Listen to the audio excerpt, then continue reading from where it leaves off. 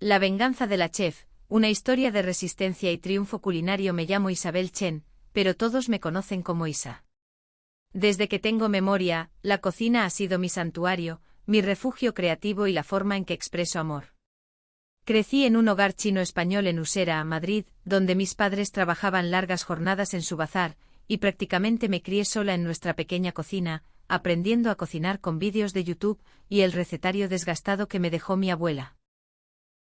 Nunca pensé que mi pasión autodidacta me llevaría al momento más humillante de mi vida, ni que esa misma humillación se convertiría en mi mayor triunfo.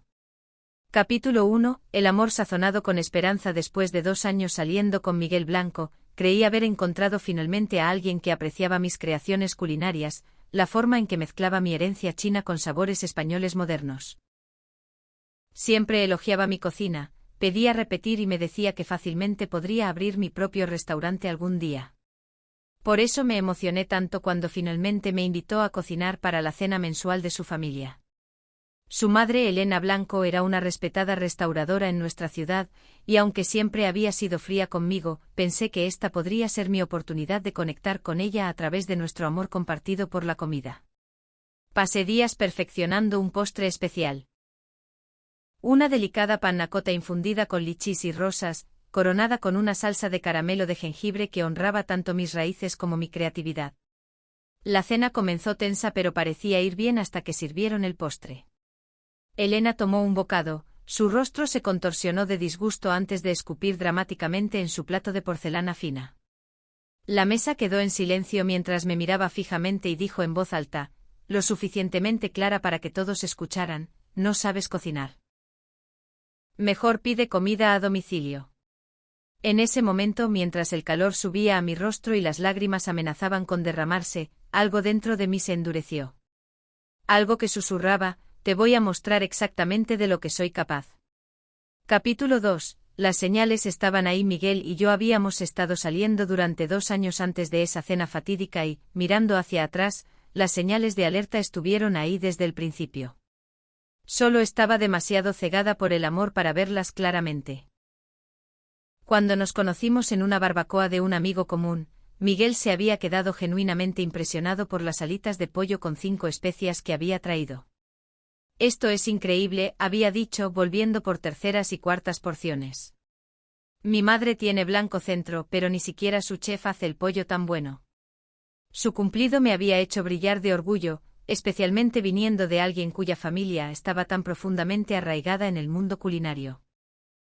En esos primeros días Miguel parecía mi mayor animador. Venía después del trabajo y probaba entusiastamente cualquier plato experimental en el que estuviera trabajando: mi lasaña de mapo tofu, mis tacos de char siu, mis galletas brownies de judías rojas. Sacaba fotos para mi pequeña cuenta de Instagram de comida y sugería que empezara un blog. Eres una natural, Isa, me decía. Tienes este instinto para los sabores que no se puede enseñar. Pero la primera grieta apareció a los 3 meses cuando finalmente conocí a su madre en un brunch casual. Elena Blanco era alta, impecablemente vestida, con cabello rubio perfectamente coloreado y una sonrisa que nunca llegaba a sus ojos. Así que tú eres la pequeña cocinera casera que Miguel mencionó, dijo, mirándome de arriba a abajo. ¡Qué mona! ¿Sabes la diferencia entre blanquear y hervir a medias, querida? Antes de que pudiera responder, me palmeó la mano. No te preocupes, cocinar profesionalmente no es nada como hacer la cena para tu novio. Se necesitan años de entrenamiento adecuado. Miguel se rió. Mamá, deja de intimidarla. Pero no defendió mi conocimiento o habilidades. Ese se convirtió en un patrón, Elena haciendo comentarios cortantes sobre mi adorable pequeño hobby, mientras Miguel se quedaba al lado, ocasionalmente tratando de suavizar las cosas pero nunca realmente defendiéndome. Capítulo 3.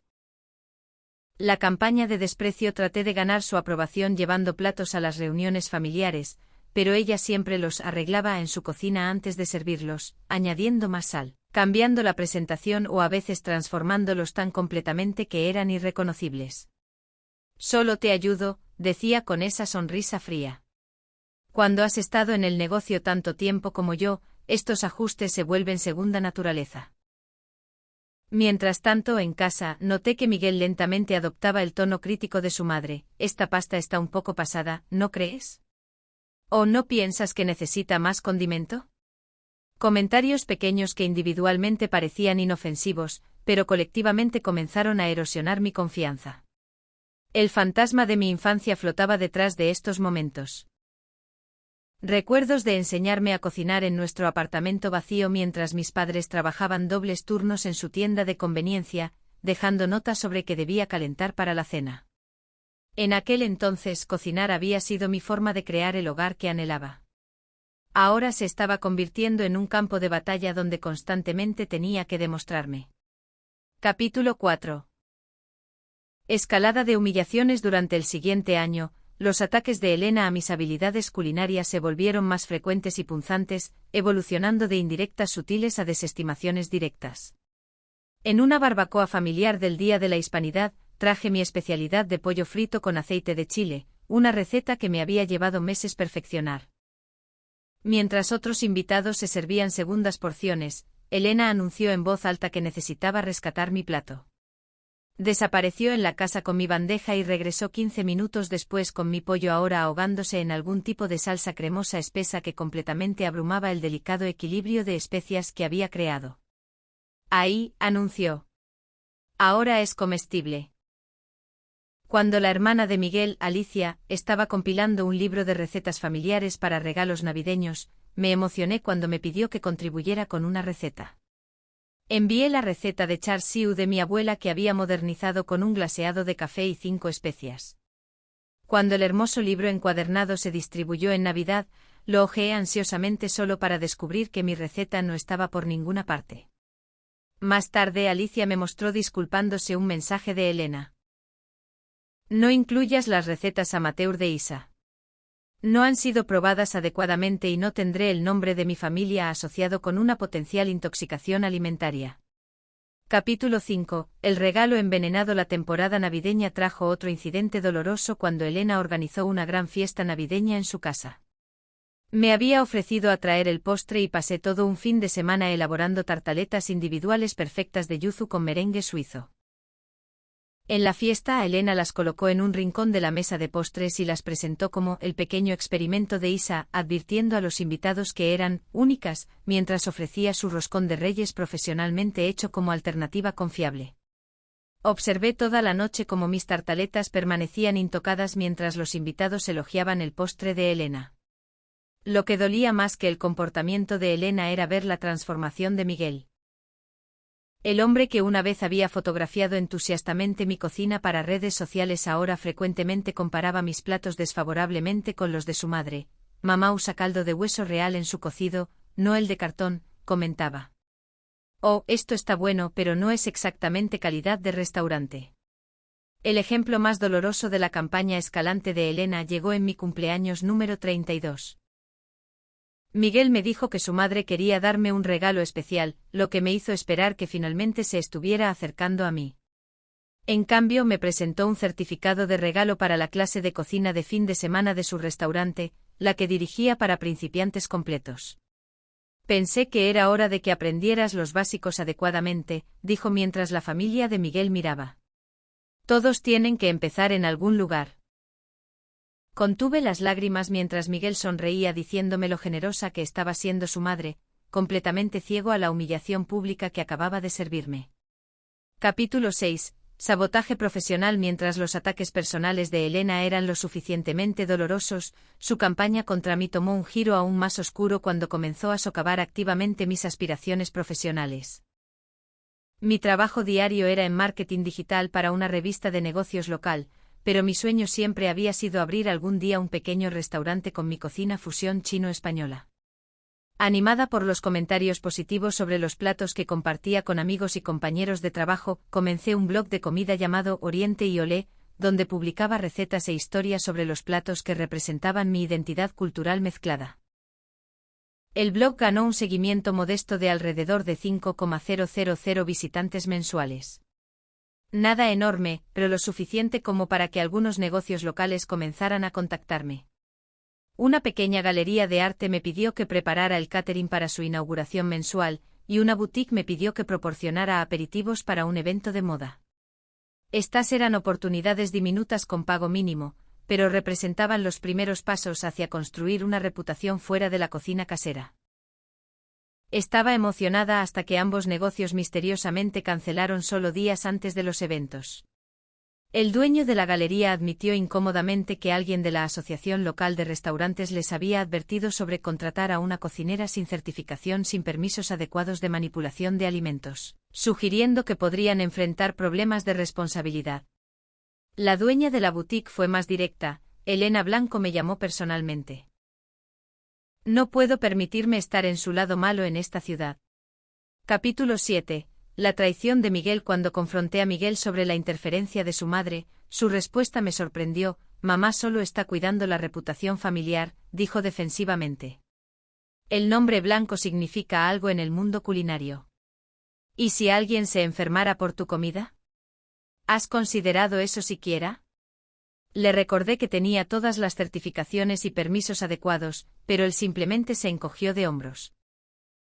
Mamá dice que un certificado de fin de semana no reemplaza años de entrenamiento.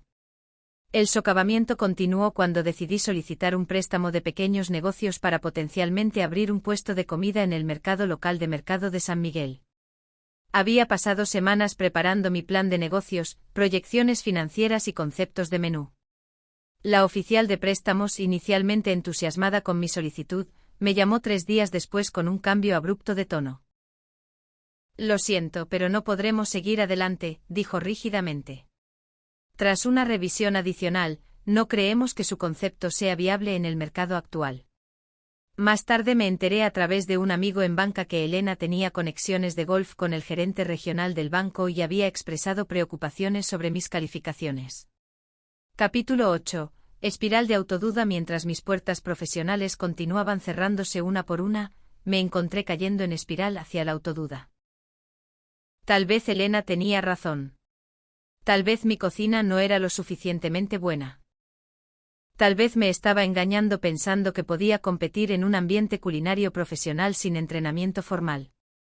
Cuando compartí estas dudas con Miguel buscando tranquilidad, solo empeoró las cosas. Tal vez mamá tiene razón, dijo cuidadosamente.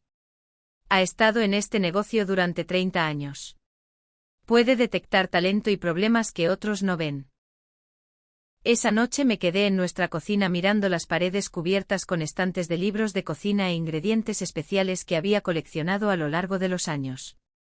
Por primera vez desde que era niña encontrando consuelo en nuestra estufa, cocinar no se sentía como un refugio sino como un campo de batalla donde era continuamente derrotada. Capítulo 9. La trampa tendida. La noche crucial que finalmente cambiaría todo comenzó con lo que parecía una rama de olivo. Elena invitó a Miguel y a mí a una cena especial en Blanco Centro, su restaurante insignia.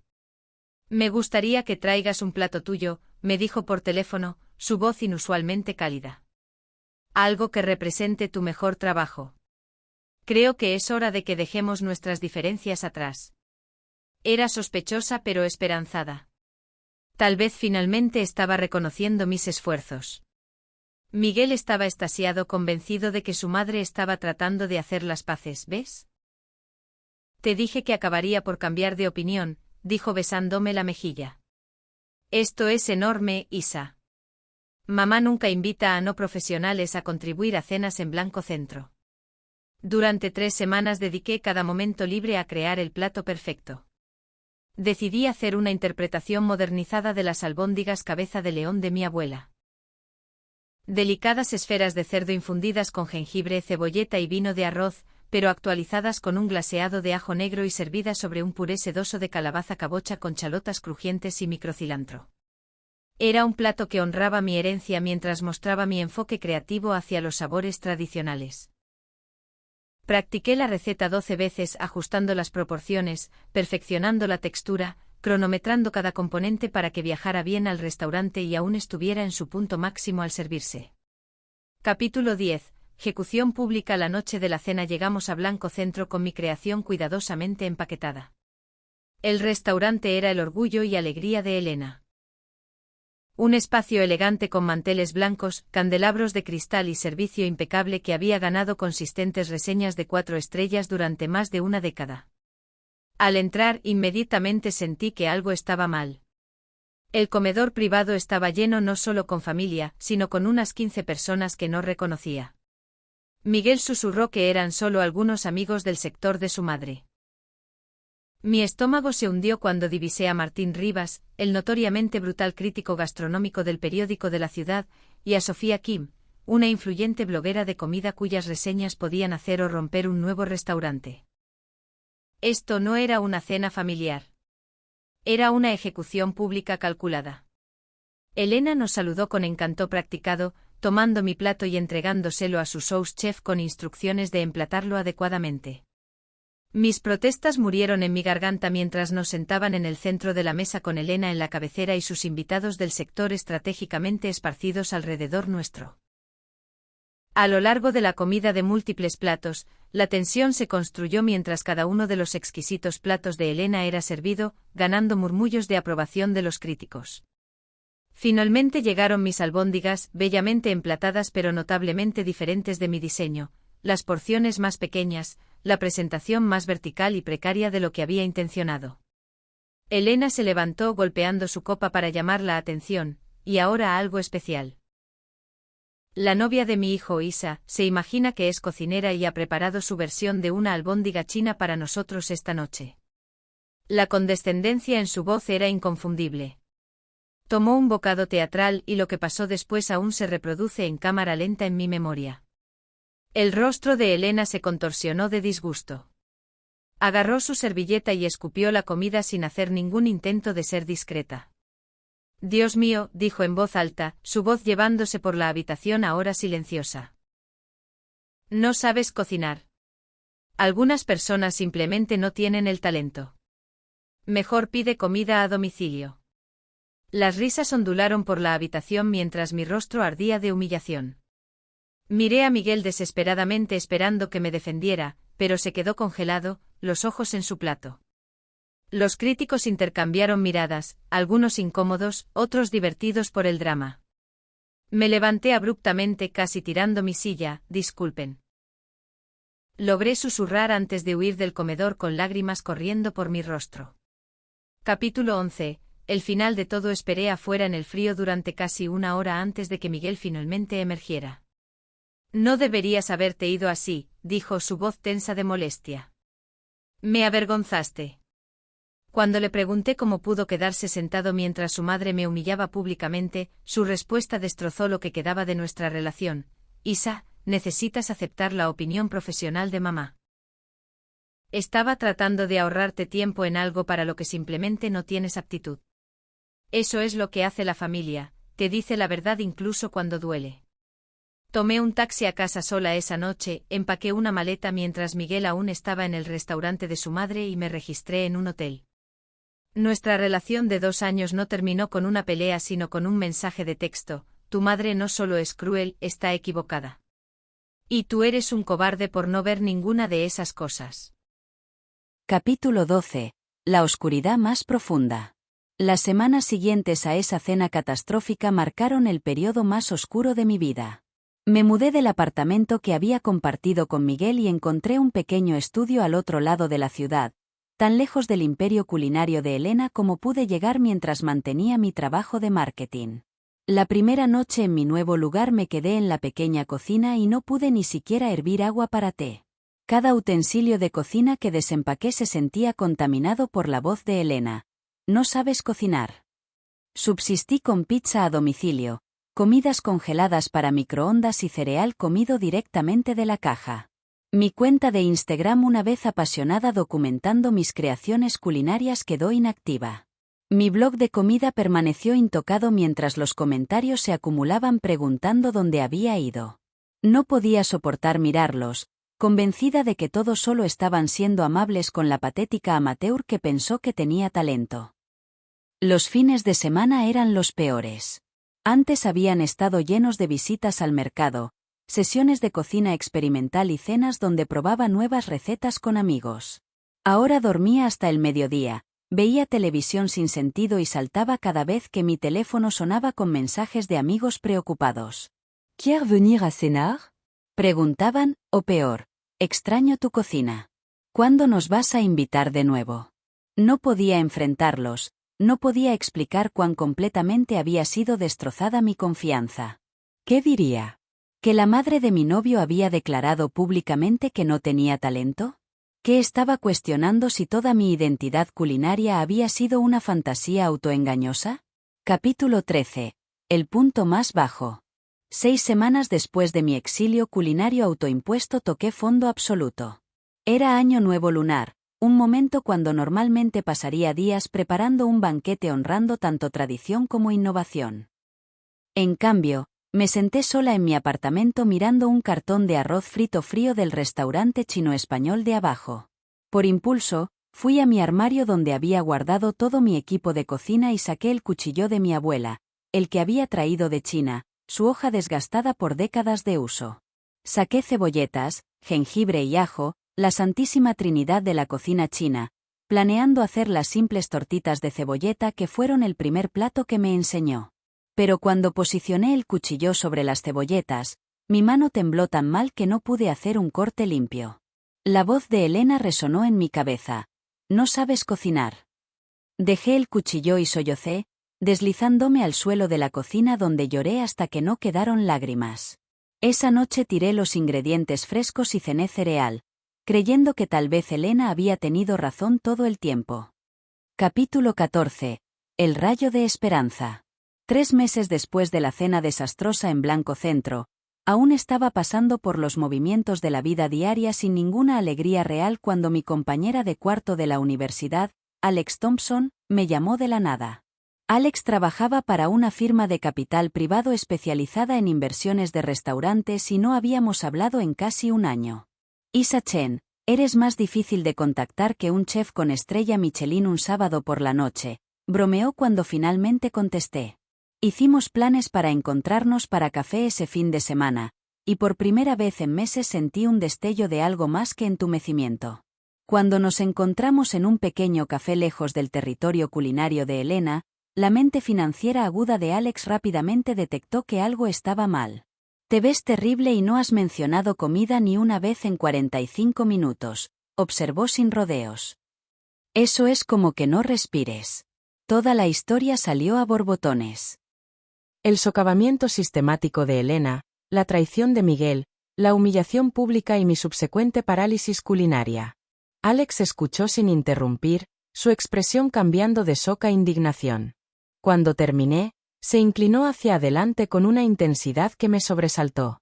En realidad, tengo información interesante sobre Blanco Centro que podrías querer escuchar. Capítulo 15. La oportunidad perfecta. Según Alex, cuya firma mantenía pestañas cercanas en la escena de restaurantes local, el restaurante de Elena estaba luchando financieramente. Su concepto está desactualizado, sus precios son demasiado altos para lo que ofrece, y su negativa a adaptarse a los gustos cambiantes está matando su negocio, explicó Alex. Ha estado buscando inversionistas silenciosamente durante los últimos 2 meses pero manteniéndolo callado porque no quiere dañar su reputación. Está particularmente desesperada porque su arrendador está subiendo la renta el próximo trimestre. Absorbí esta información con extraño desapego, sin ver aún cómo se conectaba conmigo. Entonces Alex soltó la bomba. Nuestra firma rechazó invertir porque sus números no lo justifican, pero aún está buscando. Se dice que consideraría vender una participación mayoritaria si llegara la oferta correcta. Negué con la cabeza preguntándome por qué Alex me estaba diciendo esto. Bueno saberlo, supongo, pero ¿qué tiene que ver eso conmigo? Alex me dio una mirada que sugería que me estaba perdiendo algo obvio. Isa, tienes experiencia en marketing, un punto de vista culinario único y esa herencia de tu abuela guardada en inversiones. ¿Has considerado alguna vez que el universo podría estar ofreciéndote la venganza perfecta servida literalmente helada? Me reí por primera vez en meses pero rápidamente descarté la idea. ¿Sé seria, Alex? Elena nunca me vendería a mí. Preferiría cerrar el restaurante. La sonrisa de Alex se volvió astuta. ¿Quién dice que necesita saber que eres tú? Mi firma se especializa en crear vehículos de inversión donde los inversionistas reales permanecen anónimos. Yo podría ser la cara del trato. Capítulo 16. El plan se materializa.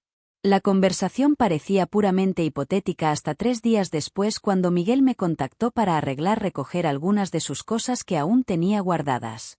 Cuando llegó a mi apartamento parecía distraído y dejó su email abierto en su teléfono mientras usaba mi baño. Una línea de asunto de mensaje llamó mi atención. Blanco Centro Prospecto de Inversor, confidencial. No debería haber mirado, pero algo me impulsó a tocar la notificación. El email contenía un prospecto financiero detallado para el restaurante de Elena, confirmando todo lo que Alex había dicho. El negocio estaba sangrando dinero, los números de clientes habían caído 40% año tras año, y necesitaban al menos 750,000 euros en nueva inversión para actualizar el concepto y mantener las puertas abiertas. Cerré rápidamente el email antes de que Miguel regresara, pero mi mente estaba acelerada. Mi abuela me había dejado poco más de 400,000 euros cuando falleció hace 2 años. Lo había estado guardando para algo importante, posiblemente un pago inicial para mi propio restaurante algún día. Con un préstamo comercial cubriendo el resto, potencialmente podría adquirir una participación controladora en el mismo restaurante donde había sido humillada. La idea que había parecido absurda horas antes de repente se cristalizó en una posibilidad. Esa noche llamé a Alex. Necesito saber exactamente cómo funcionaría esto, dije. Y necesito estar absolutamente segura de que es legal. Por primera vez desde esa cena devastadora, sentí una chispa reencenderse dentro de mí, no solo para cocinar sino para probar mi valor en mis propios términos. Capítulo 17. La estrategia meticulosa. Con la semilla de posibilidad plantada, me transformé de una mujer derrotada por la humillación en una estratega ejecutando un plan meticuloso. Primero, contacté a un abogado de negocios especializado en adquisiciones de restaurantes para asegurar que cada paso fuera legalmente sólido. ¿Quiere comprar este restaurante anónimamente?, aclaró durante nuestra consulta inicial. Es inusual pero completamente legal siempre que todas las divulgaciones se archiven apropiadamente. El propietario actual no tiene derecho legal a conocer la identidad de los accionistas en un grupo de inversión. Luego vino la preparación culinaria. Si iba a dirigir un restaurante, necesitaba reforzar mis habilidades técnicas. Me inscribí en cursos intensivos de cocina de fin de semana en la escuela culinaria del otro lado de la ciudad, no para validación sino para llenar huecos específicos en mi conocimiento sobre operaciones de cocina comercial, costeo de alimentos y gestión de inventario. Me acerqué a Jaime Wong, un chef respetado que una vez había elogiado mi blog de comida, y le pregunté si criticaría mi cocina honestamente. Necesito a alguien que sea brutalmente franco sobre dónde necesito mejorar, le dije. Nuestra primera sesión fue aterrorizante. Esperaba a medias que confirmara la evaluación de Elena. En cambio, después de probar 5 de mis platos distintivos, me miró directamente a los ojos y dijo: tienes talento genuino y una perspectiva única. Tus técnicas necesitan refinamiento, pero tu comprensión del sabor es intuitiva y sofisticada. Capítulo 18. Construyendo el imperio. Durante los siguientes 2 meses trabajé con Jaime 2 veces por semana, puliendo mis habilidades y desarrollando un concepto de menú cohesivo que mostraría mi cocina fusión chino-española. Mientras tanto, el lado comercial progresó rápidamente. Alex creó una empresa tenedora llamada Grupo Culinario Fénix con ella misma como la gerente cara al público. La herencia de mi abuela proporcionaría el capital inicial, y Alex me ayudó a asegurar un préstamo comercial para el resto presentando mi plan de negocios y marketing detallado a un banco donde Elena no tenía conexiones. Me conecté con mis raíces, pasando fines de semana con parientes distantes en Lavapiés, recopilando recetas familiares y técnicas que habían sido pasadas por generaciones. Actualicé estos platos con técnicas contemporáneas y presentación, creando un menú que contaba la historia inmigrante de mi familia a través de la comida. También comencé a reclutar silenciosamente personal, enfocándome en individuos talentosos que habían trabajado bajo Elena pero se fueron debido a su estilo de gestión exigente y crítico. Mi experiencia en marketing resultó invaluable mientras desarrollaba una estrategia completa de cambio de marca, eligiendo un nuevo nombre, diseñando un logo, y creando cuentas de redes sociales que permanecerían inactivas hasta el momento correcto. Toda esta preparación tomó casi 5 meses, durante los cuales el restaurante de Elena continuó luchando. Capítulo 19. La adquisición. Finalmente, Alex hizo el acercamiento. Grupo Culinario Fénix estaría interesado en discutir adquirir una participación mayoritaria en Blanco Centro, dijo en su email inicial a Elena. Después de semanas de negociaciones conmigo oculta detrás de documentos corporativos y la representación elegante de Alex, Elena acordó vender 75% de propiedad. La reunión final tuvo lugar en el restaurante de Elena después de horas. Esperé ansiosamente en casa mientras Alex manejaba la firma del contrato. Está hecho, me envió Alex a las 9:43 de la noche. En realidad dijo que está aliviada de tener un equipo financiero competente tomando el control del aspecto comercial para que pueda enfocarse en ser la visionaria creativa. Añadió un emoji de risa. Poco sabe ella. Las llaves del restaurante que había sido el sitio de mi mayor humillación ahora eran legalmente mías. Dormí más pacíficamente esa noche de lo que había dormido en meses, no con pensamientos de venganza sino con visiones de transformación. Capítulo 20. La metamorfosis. La renovación comenzó inmediatamente. Di al personal 2 semanas de licencia pagada mientras un equipo de construcción transformó el interior anticuado y sofocante de Blanco Centro en un espacio moderno y cálido que reflejaba mi visión culinaria. Las cortinas damasco pesadas y los candelabros de cristal dieron paso a líneas limpias, madera natural e iluminación sutil que creaba una atmósfera acogedora. Los manteles blancos desaparecieron, reemplazados por mesas de madera artesanales que fomentaban una experiencia de comida más relajada. Per nuestro acuerdo, Elena retuvo 25% de propiedad pero no tendría control operacional durante el primer año, una cláusula que Alex había negociado brillantemente como práctica estándar durante transiciones. Ella creía que simplemente se estaba retirando mientras expertos financieros revitalizaban su negocio en lucha. No tenía idea del alcance de los cambios en marcha. El personal regresó para encontrar no solo una transformación física sino un cambio cultural completo.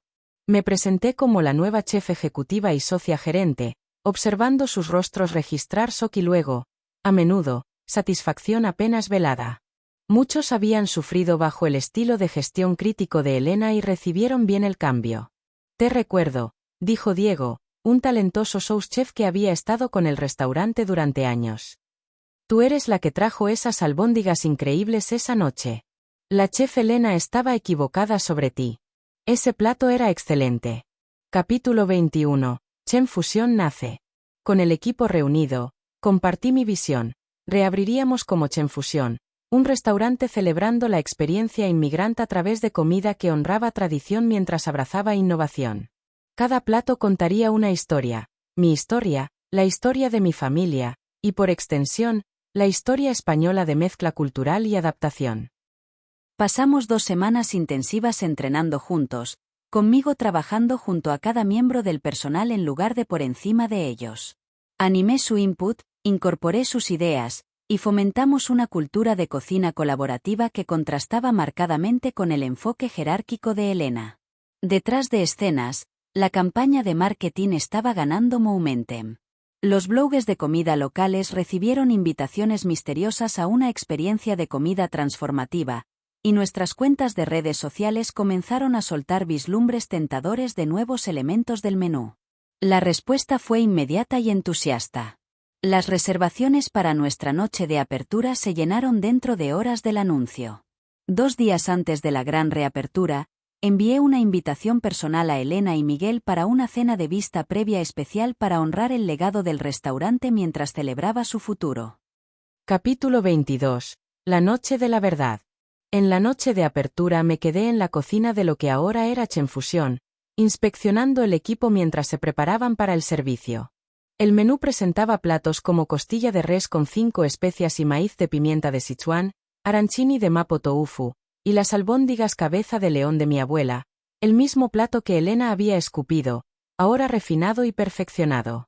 El comedor se llenó rápidamente con invitados emocionados, pero seguí observando la puerta. Precisamente a las 7:30 de la tarde, Elena y Miguel llegaron. Observé a través de la ventana de la cocina mientras tomaron en el espacio transformado, El rostro de Elena registrando primero confusión, luego horror emergente mientras vio el nuevo nombre y menú. Esperé hasta que estuvieran sentados antes de salir de la cocina en mi chaqueta de chef bordada con chef ejecutiva Isabel Chen. El rostro de Elena se drenó de color. ¿Qué significa esto?, demandó, levantándose a medias de su asiento. No puedes posiblemente estar dirigiendo este restaurante. Mantuve el profesionalismo calmado que había practicado para este momento. En realidad, sí lo estoy. Grupo Culinario Fénix es mi vehículo de inversión. Poseo 75% de lo que anteriormente era Blanco Centro. Usted aún posee 25% según nuestro acuerdo. Miguel miró entre nosotras en confusión. Isa, ¿de qué estás hablando? ¿Cómo es esto posible? El shock de Elena dio paso a furia. Esto es un truco. Es ilegal. Nunca te habría vendido a ti. El restaurante se había quedado silencioso con los comensales cercanos observando el drama desarrollarse. Mantuve mi voz nivelada. Todo fue completamente legal y transparente. Lo único no divulgado fue mi identidad, lo cual no era legalmente requerido. Usted vendió el restaurante porque estaba fallando bajo su gestión. Ahora voy a hacer que tenga éxito. Miguel alcanzó mi brazo. Isa, deberíamos hablar de esto en privado. Teji extrañado. Tal vez esto es una señal de que deberíamos intentar de nuevo. Gentleman removi su mano. No hay nada que discutir, Miguel. Elegiste tu lado cuando te sentaste silenciosamente mientras tu madre me humilló. Esto ya no es sobre ti o Elena. Es sobre finalmente creer en mí misma lo suficiente para crear algo auténtico. Hice señal al mesero para traer su primer plato, las tortitas de cebolleta de mi abuela elevadas con confite de pato y una reducción de vinagre negro. Recomiendo que prueben la comida antes de hacer juicios. Podrían sorprenderse de lo que alguien sin entrenamiento formal puede crear cuando cocina desde el corazón. Capítulo 23.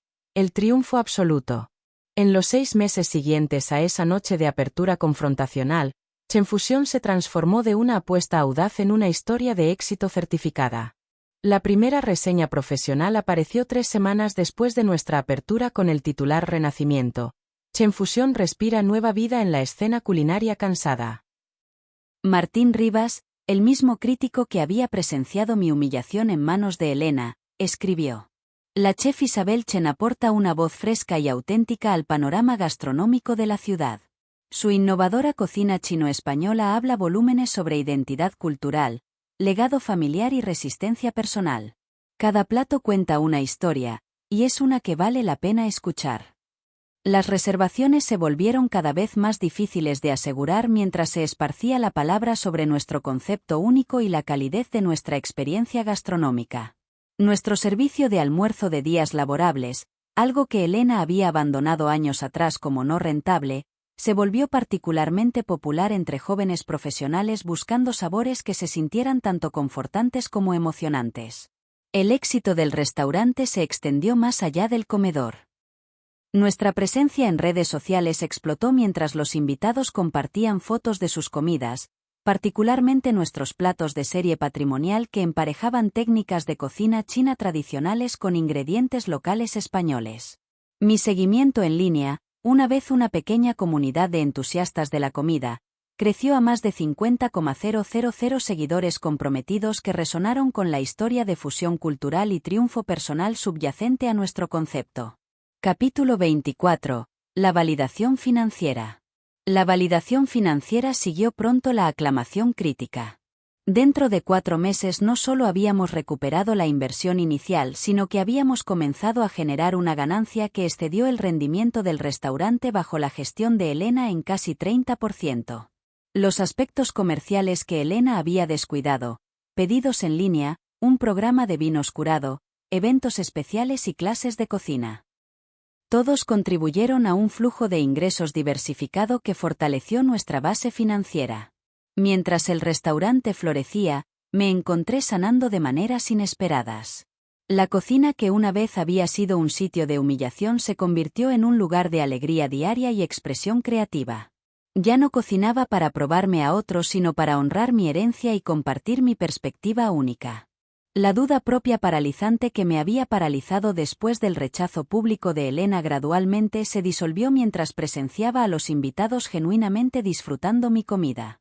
Capítulo 25. Creando comunidad. Lo más significativo fue la cultura que creamos dentro del restaurante. A diferencia de la jerarquía basada en miedo de Elena, Cheffusion operaba en respeto mutuo y creatividad colaborativa. La rotación de personal, que había sido alta bajo la gestión previa, cayó a casi cero. Los cocineros de línea proponían ideas de platos que a veces llegaban a nuestro menú de especiales. Los meseros contribuían pensamientos sobre maridajes de vinos y presentación. Todos tenían una voz, creando un sentido de propiedad compartida que se traducía en experiencias excepcionales para los invitados. 4 meses después de abrir, recibí un email que marcó un hito significativo en mi viaje. Lisa Nin, una estudiante culinaria en su último año, preguntó si podía hacer prácticas en nuestra cocina. Tu historia y enfoque a la cocina fusión me ha inspirado a abrazar mi herencia vietnamita en mi cocina, escribió. Sería un honor aprender de ti. Recordé mi propia inseguridad y falta de mentoría e inmediatamente acepté. Lisa se convirtió en la primera de varios jóvenes chefs que tomamos bajo nuestra ala, particularmente aquellos de trasfondos inmigrant que estaban navegando las aguas complejas de honrar tradición mientras encontraban su voz única. Capítulo 26. El reconocimiento final. En cuanto a Elena, mantuvo su propiedad del 25% pero se mantuvo alejada de las operaciones diarias.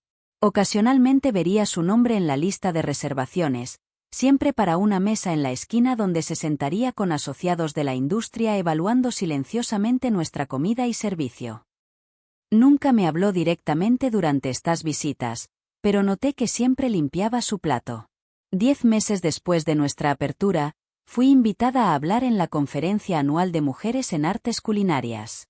Mientras escaneaba la audiencia antes de comenzar mi presentación sobre autenticidad e innovación en cocina fusión, divisé a Elena sentada en la fila de atrás. Hablé honestamente sobre mi viaje, la duda propia, el rechazo, y últimamente la confianza propia que llevó a crear un restaurante auténtico a mi visión. Después de la charla, mientras los asistentes se mezclaban durante la recepción, Elena se me acercó, su expresión ilegible. Tu técnica de xiao long bao ha mejorado, dijo rígidamente. El pliegue es más consistente. Viniendo de Elena, esto constituía alto elogio. Antes de que pudiera responder, añadió. El restaurante está yendo bien. Mejor de lo que esperaba. Se giró para irse, luego hizo una pausa. Has probado tu punto, Isabel. Sin esperar mi respuesta, se alejó. La vi irse, dándome cuenta de que ya no anhelaba su aprobación o temía su crítica. La validación que una vez había buscado desesperadamente de ella ahora se sentía irrelevante comparada con la satisfacción de crear algo verdadero a mí misma. Epílogo. Encontrando mi verdadera voz. Más tarde esa noche, de pie en la cocina de Cheffusion durante la hora pico de la cena, miré alrededor del caos orquestado de un servicio exitoso. Cocineros gritando órdenes, meseros corriendo dentro y fuera, el siseo de box y el aroma de 5 especias llenando el aire. Pensé sobre el largo viaje desde esa primera cena humillante hasta ahora poseer el mismo espacio donde me habían dicho que no podía cocinar. El mayor triunfo no fue probar que Elena estaba equivocada. Fue aprender a creer en mí misma incluso cuando otros no lo hicieron. Cocinar es ultimadamente sobre nutrición, no solo del cuerpo sino del alma. Mi abuela me había enseñado que la comida lleva nuestras historias, nuestra herencia y nuestro amor. Al reclamar mi pasión y compartirla auténticamente con otros, había encontrado una sanación que iba más allá de venganza o vindicación. Había encontrado mi verdadera voz. ¿Alguna vez has tenido a alguien diciéndote que no eras lo suficientemente buena en algo que amabas? ¿Cómo respondiste a esa negatividad? ¿La dejaste derrotarte o te impulsó a probarles que estaban equivocados? Me encantaría escuchar tus historias de superar dudas en los comentarios abajo. Si esta historia de redención culinaria resonó contigo, por favor considera suscribirte para más cuentos de resistencia y transformación. Gracias por unirte a mí en este viaje de desamor a triunfo, y recuerda, el ingrediente más auténtico en cualquier receta es tu propia perspectiva única. Que encuentres el coraje de compartir tus dones con el mundo, sin importar quién trate de disminuirlos.